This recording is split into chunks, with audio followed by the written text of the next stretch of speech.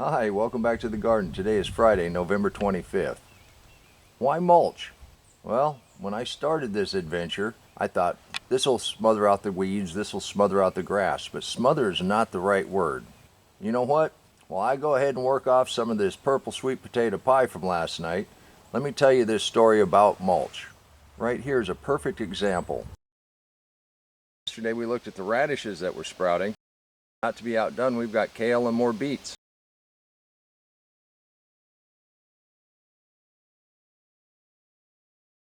Now, if mulch smothered out life, this wouldn't happen. What we're really doing is preventing photosynthesis of the seeds that are ever present in the soil. Now, the soil wants to stay covered. There's a couple benefits to that. It retains moisture. If you've ever tilled a garden, it's nice and fluffy.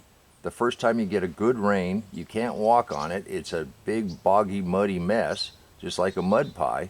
And then once it dries hard and cracks.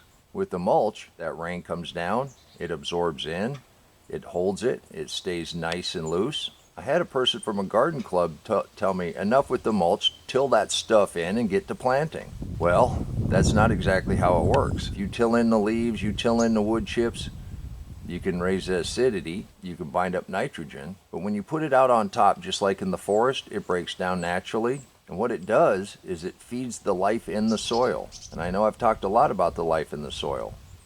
And I keep talking about soil, but what is that? Soil is the earth, and the earth is made up of rocks of different sizes. Sand, silt, clay, and they found bacteria in the fossil record as far back as they've gone. Then they've also found fungus in the fossil record. Bacteria and fungus in the fossil record used the rocks as their food source. So what does piling leaves on top of the ground have to do with ancient bacteria and fungus? Well, that was just the building blocks. Fast forward to today. When you cover the ground with mulch, you moderate the temperature, you maintain the moisture, you feed the bigger predators, your earthworms, your red wigglers. They burrow down and they make passageways. That allows oxygen to get down into the soil. That allows water to get down into the soil. The bacteria and fungus, they're feeding on the rocks. Just like above ground, you got predators and prey. When the predators come along and eat the prey, they digest them, and what they produce is plant-soluble nutrients.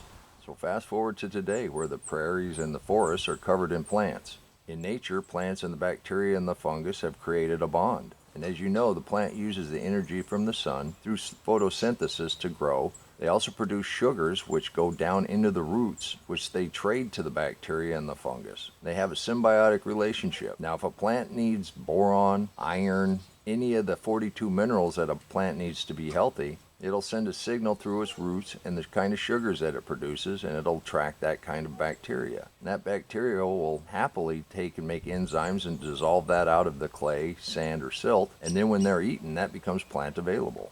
I've broken all of this down in greater detail in the living soil, which I'll link at the end of this episode. As long as your mulch, your compost, your soil is aerobic, has plenty of oxygen, it really doesn't matter what the bacteria or the fungus is. There's a whole bunch of different kinds. They've only identified a few. When my plants are healthy, I don't worry about the color of the fungus.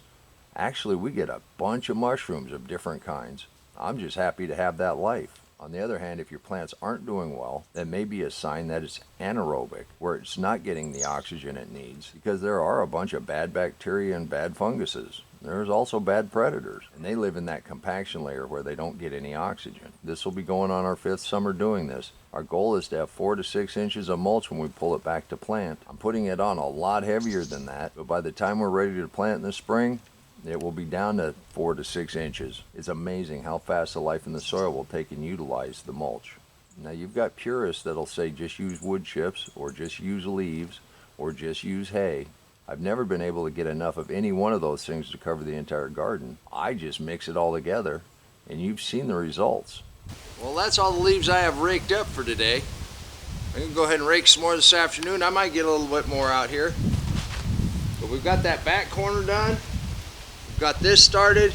We've got a nice walkway that I've left open. All we got to do is finish this center and then move forward, tie in where we started earlier, and we'll have this thing covered.